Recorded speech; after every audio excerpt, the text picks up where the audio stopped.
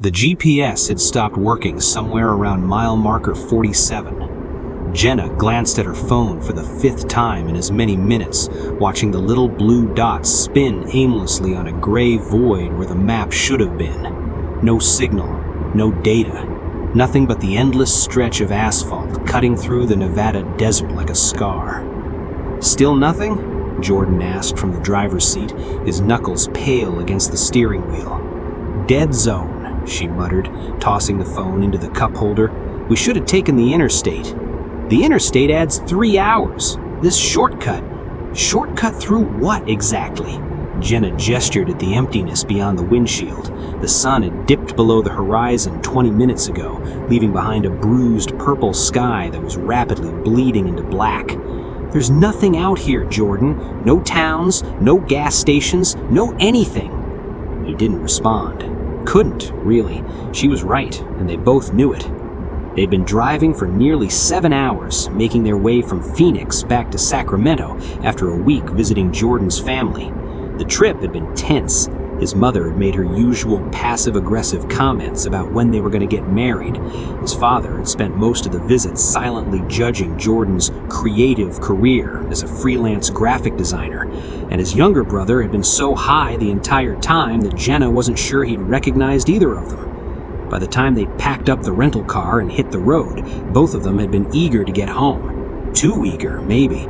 When Jordan had suggested the back road shortcut he'd found on some obscure travel forum, Jenna had agreed without really thinking about it. Anything to shave time off the drive, anything to get back to their apartment, their routine, their life. Now, surrounded by nothing but darkness and desert, she was starting to regret that decision. "We should see something soon," Jordan said, though his voice carried that hollow quality of someone trying to convince themselves. "The forum said there's a town called Ridley about 60 miles in. We can stop there, fill up the tank, grab some coffee. And if there isn't?" He didn't answer. The headlights carved twin beams through the darkness, illuminating nothing but road and rocks and the occasional scrubby bush. The sky above had fully surrendered to night, and the stars had emerged in force, more stars than Jenna had ever seen, a glittering canopy that should have been beautiful, but instead felt oppressive, too vast, too empty.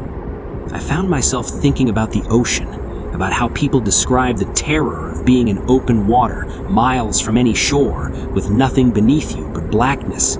This felt the same, like they were adrift in something infinite and indifferent, and if they stopped moving, they would simply disappear. "What's that?"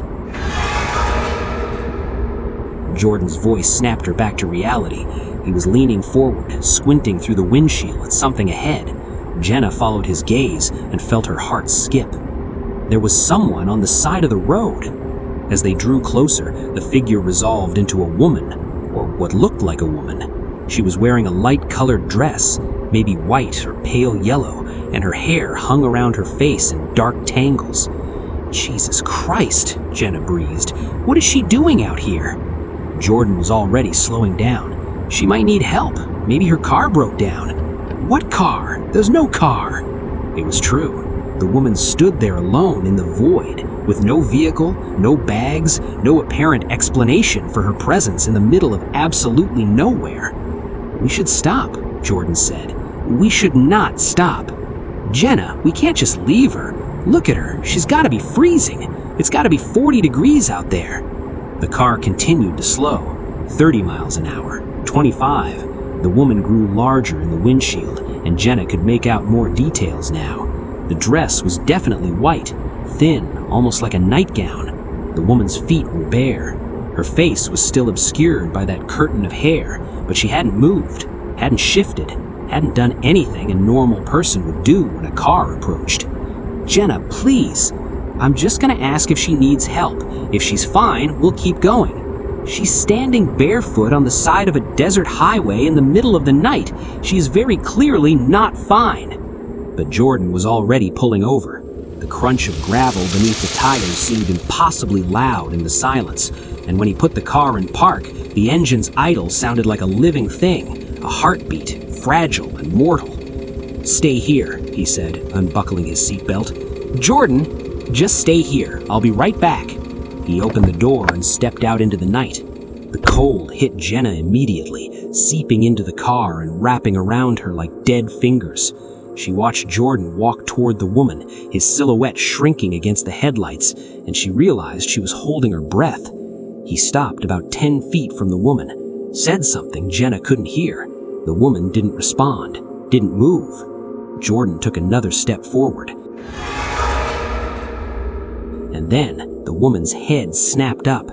Jenna saw it even from inside the car, that sudden, unnatural movement, like a puppet jerked by its strings. The woman's face was still hidden in shadow, but something about her posture had changed. She was looking at Jordan now, really looking. "Get back in the car," Jenna whispered. "Get back in the car! Get back in the car! Get back in the car!" Jordan took a step backward, then another, and then he was running, sprinting back toward the car with a wild, panicked look on his face that Jenna had never seen before.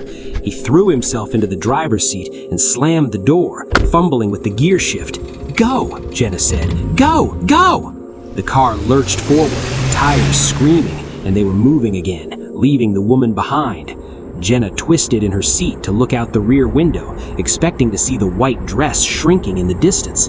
But the woman was gone.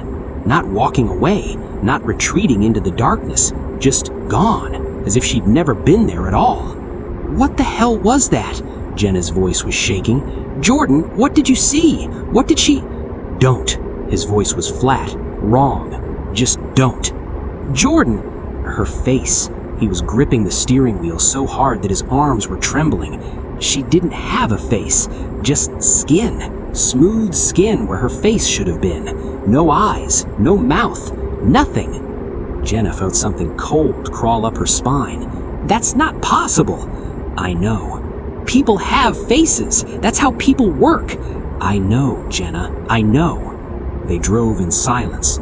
The darkness pressed against the windows like something solid, and Jenna found herself watching the side mirrors, waiting for something to appear in the reflected glow of the taillights, waiting for that white dress to float out of the night. The clock on the dashboard said 9:47. They'd been on this road for almost 2 hours, and still there was nothing. No signs, no lights, no indication that they were getting anywhere at all.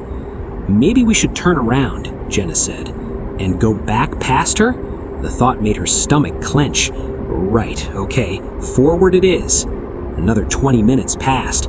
Jenna's eyes were starting to burn from staring into the darkness, and she was about to suggest they pull over and try to sleep when Jordan spoke. "There!"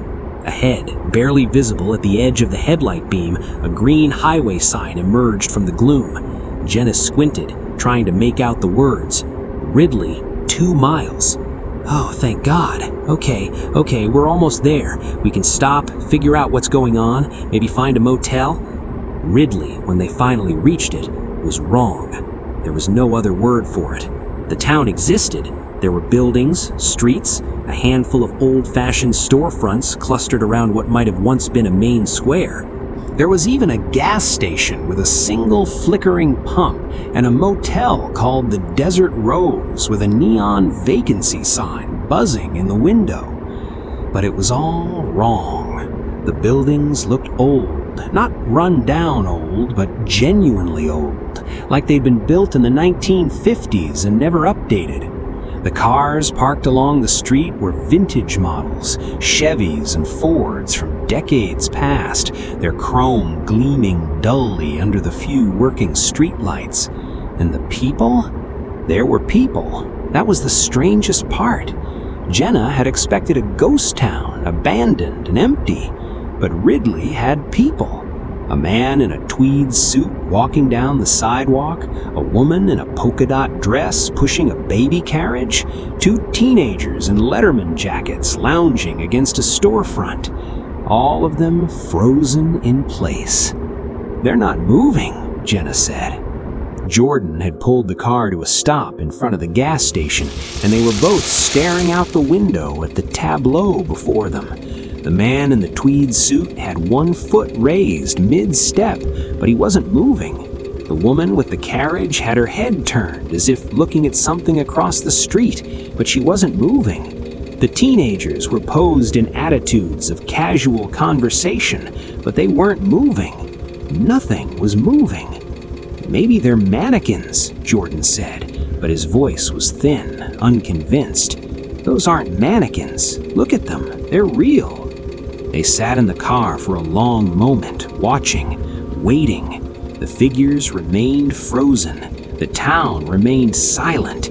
Even the neon vacancy sign seemed to have stopped its buzzing, leaving behind a stillness so complete that Jenna could hear her own heartbeat pounding in her ears.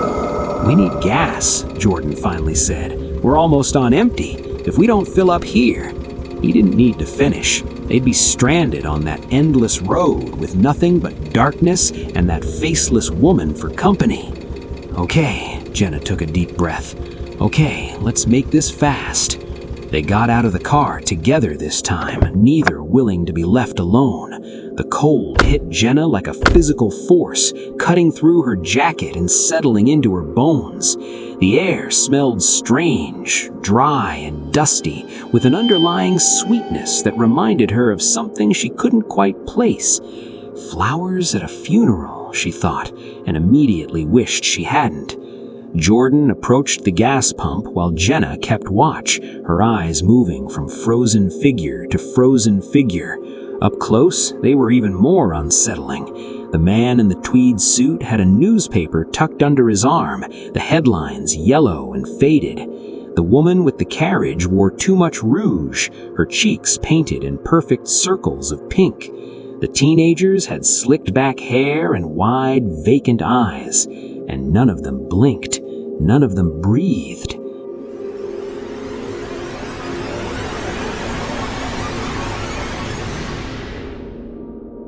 "This isn't working." Jenna spun around. Jordan was standing at the pump, the nozzle in his hand, pressing the trigger uselessly. "There's no gas. The pump is empty." "That's impossible. The station is open. The lights are on." "I know, but there's nothing coming out." Jenna looked at the station building. Through the grimy window, she could see a figure behind the counter, another frozen person, this one wearing an old-fashioned service uniform, a cap, a bow tie. "Stay here," she said. "Jenna, we need gas. I'm going to check inside." Before he could argue, she walked toward the door of the station, and the glass was covered in a layer of dust that seemed to have accumulated over years, not days. And when she pushed the door open, it creaked with the protest of hinges that hadn't moved in a very long time. The inside of the station was exactly what she'd expected. Shelves lined with products from another era, glass bottles of soda, boxes of laundry detergent with old-fashioned graphics, candy bars in wrappers she didn't recognize. Behind the counter stood the attendant, his face fixed in a pleasant smile, his eyes staring at nothing. "Hello?" Her voice echoed in the silence. The attendant didn't respond, didn't move. Jenna approached the counter slowly, her sneakers squeaking against the linoleum floor.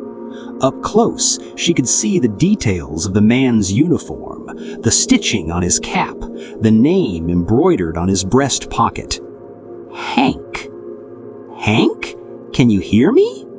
Nothing. She reached out, hesitated, then pressed her finger against his arm. The man was solid, real, not a mannequin. His skin was cold, but she could feel the fabric of his uniform, the texture of the thread. He was a real person, a frozen, motionless, impossible person. And then his head turned. It happened slowly, mechanically, like the movement of a clockwork figure. Jenna stumbled backward, her heart slamming against her ribs. The man's smile never wavered, but his eyes followed her. "Welcome to Ridley," he said.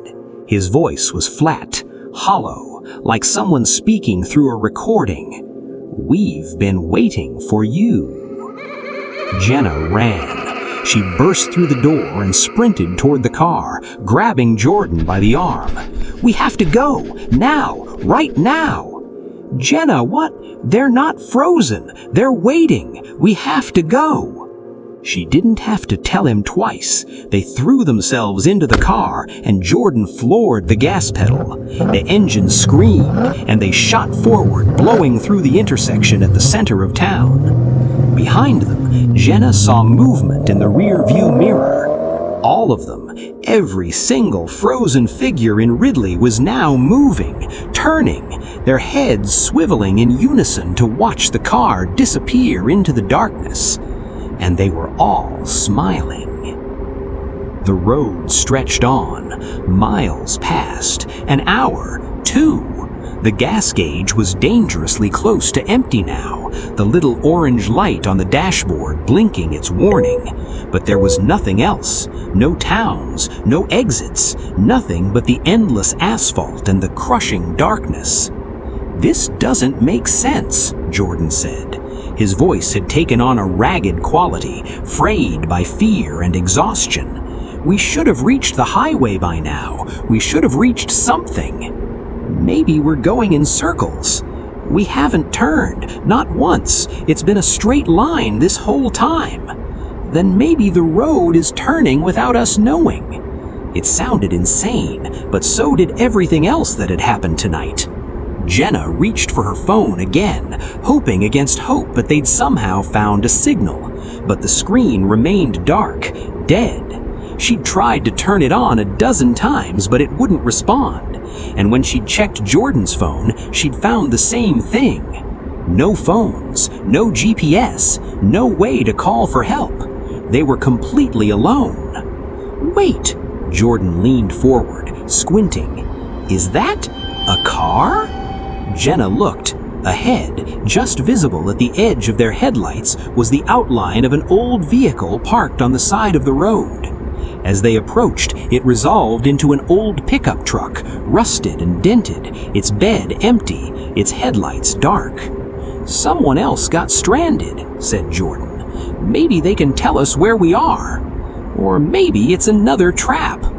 We don't have a choice, Jenna. We're running on fumes, if there's even a chance." He pulled over. The gravel crunched beneath their tires, and the silence that followed was deafening. This time they stayed in the car. "Hello?" Jordan called out the window. "Is anyone there?" No response. The pickup sat motionless before them. Its windows were dark, and there was no sign of movement inside. "I'll check it out." "Like hell you will." "Jenna, no! I'm not staying in this car alone again. Either we both go or we both stay." He looked at her for a long moment, then nodded. "Together, then." They got out. The cold wrapped around them immediately, and Jenna found herself shivering. They approached the pickup slowly, their footsteps impossibly loud in the silence. The truck was empty. The driver's seat was torn, the stuffing spilling out like innards. The dashboard was covered in dust, and the steering wheel was cracked. This vehicle hadn't been driven in years, maybe decades. "Look at this!" Jordan was pointing at the windshield. Jenna moved around to see what he'd found. Words, scratched into the glass from the inside, jagged and desperate. "They don't let you leave. They don't let you leave. They don't let you..." The scratching stopped mid-sentence, as if whoever had been writing had been interrupted. "We need to get out of here," Jenna said, "right now." They turned to run back to the car and found the woman in the white dress standing between them and the vehicle. She was closer now. Close enough that Jenna could see the details of her dress, thin cotton, stained with something dark at the hem. Close enough that she could see the woman's bare feet, blackened with dirt. Close enough that she could see where the woman's face should have been. Smooth skin, unbroken, no eyes, no nose, no mouth. Just a terrible, impossible blankness. Jenna opened her mouth to scream, but no sound came out. Her throat had locked up, her body frozen by a terror so deep it felt primal. The woman took a step forward, and then another. Jordan grabbed Jenna's arm and pulled. They ran, not toward the car, but away from it, into the darkness. There was nowhere to go, nothing to hide behind, but they ran anyway, their feet pounding against the cold asphalt. Jenna risked a glance over her shoulder. The woman was gone again, but something else was there now, something moving in the darkness beyond the headlights. Shapes, multiple shapes. They moved wrong, too fast, too fluid, like shadows given form, and they were getting closer. "The car," Jordan gasped. "We have to get back to the car." "But she's gone. We go now." They changed direction, sprinting back toward their rental. The shapes in the darkness were multiplying, spreading out like a net closing around them. Jenna could hear them now, a sound like whispers, thousands of whispers overlapping until they became a kind of static. They reached the car, threw themselves inside. Jordan fumbled with the keys, his hands shaking. "Come on, come on, come on!" The engine turned over, caught, roared to life. Jordan floored it. The shapes in the darkness were all around them now, pressing against the windows, sliding across the hood. But the car was moving, accelerating, and then they were through, breaking free of whatever had been trying to surround them. Jenna looked in the rearview mirror. The shapes had stopped at the edge of the headlights. They stood in a ragged line, watching the car retreat, and in the center of that line stood the woman in white. Her blank face was turned toward them, and somehow, impossibly, Jenna knew she was smiling. Dawn came slowly. The darkness began to lighten, turning from black to gray to a pale, sickly yellow, and with the light came something else. "Is that?" Jordan's voice was hoarse from hours of silence. Jenna looked. Ahead, rising from the desert floor, was a city skyline. Buildings, towers, the unmistakable shape of civilization. "Sacramento," she breathed. "That's Sacramento." They'd made it. Somehow, impossibly, they'd made it. The gas gauge was below empty now. The needle had been in the red for over an hour, and by all logic, the car should have died long ago. But it was still running, still moving, carrying them toward the light. They reached the city limits just as the sun broke over the horizon. The highway merged with an interstate, and suddenly there were other cars, other people, the blessed normalcy of morning commuters and delivery trucks. Jordan pulled off at the first exit into a gas station that was mercifully, wonderfully modern.